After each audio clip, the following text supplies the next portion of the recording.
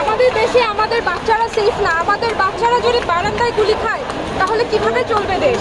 যদি বাড়িতে গুলি খায়, যদি বাড়ি আমাদের বাসা বাড়ি পর্যন্ত যদি আমাদের সেফ না হয়, তাহলে আমরা এই দেশে কিভাবে থাকবো, কিভাবে বাঁচবো? আমাদের বাচ্চাদের সেফটিটা তো আমাদেরকে ইনশিওর করতে হবে।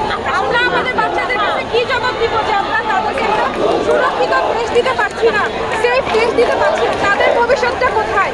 আজকে আমরা যারা ছাত্ররা নেমেছে, ছাত্রদের সাথে প্রত্যেক পেশাজীবী মানুষ নেমেছে, সাধারণ জনতা নেমেছে, সবার দাবি একটাই, আমরা মত প্রকাশের স্বাধীনতা চাই, আমরা আমাদের সেফটি চাই, আমাদের বাচ্চাদের সুন্দর ভবিষ্যৎ চাই, এই দেশটাতে আমরা শান্তিতে বাঁচতে চাই।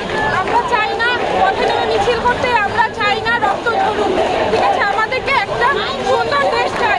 এই যে বাচ্চাটা মারা গেল, এত বাচ্চা মারা গেল, এদের বিচার দ্রুত চাই, দ্রুত এই বিচারটা সম্পন্ন করতে হবে। যত হবে দিলে হবে, তত কিন্তু সবাই এটাতে হয়ে যাবে, ভুলে যাবে আস্তে আস্তে। দ্রুত এই হত্যাগুলোর বিচার চাই এবং যারা আন্দোলন করছে তাদের সুরক্ষা চাই। আন্দোলনে গুলি চলবে কেন?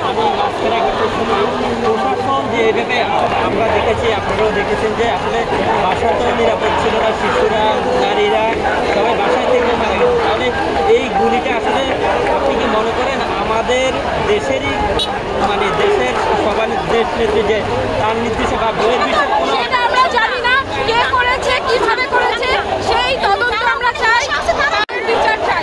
কে করেছে আমরা তো কনক্লুশনে আসতে পারবো না, আমরা তো চোখ দিয়ে দেখিনি কে গুলি করেছে।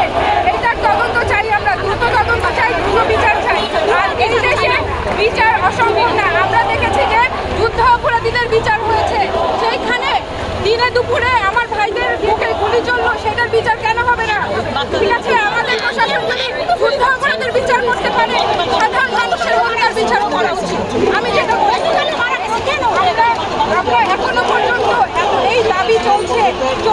আমরা সবাই জানি